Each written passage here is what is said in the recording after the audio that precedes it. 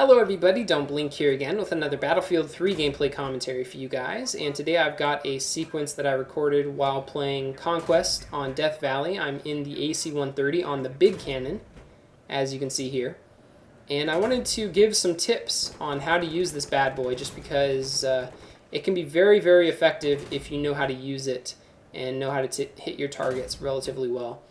So the first thing you need to keep in mind is the AC-130 is very high above the ground, and at times it can be very, very far away from your target. So travel time definitely comes into play when using any of the AC-130's weapons. You're going to be very far away from your targets. Even while zoomed in, the zoom might kind of trick your mind into thinking that you're closer than you really are, but you are almost always going to be really far away from your target, so you have to take travel time into effect. Bullet drop is not as much of a big deal, just because you are aiming downwards, so the effect is kind of minimized. But something else that I wanted to point out, and this is a little technique that I discovered on my own and have found to be very, very useful and very effective in terms of maximizing my accuracy. And that is, whenever I fire a round, I want you to take note. The round that I fire, it always kind of shoots out to the left of my aiming reticle.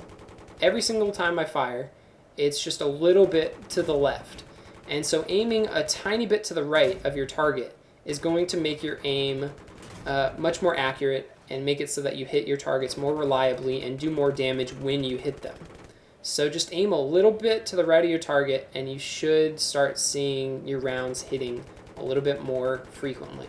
So that's my biggest tip in terms of things that I don't think are very intuitive, things that you might not have had to do previously with other weapons in this game. And then obviously you need to try and do your best to keep the AC-130 in the air for as long as possible, because this thing is a game changer. You always have to, try and keep the flag in your team's hands if you're on the ground. And if you're in the AC-130, you just got to keep this thing alive, because if the enemies get their hands on it, it can really turn the tide of battle. But yeah, that's about it in terms of my tips for using the AC-130. I have a funny little clip that will finish off this video, but other than that, I will talk to you guys later. Have a good one. Bye.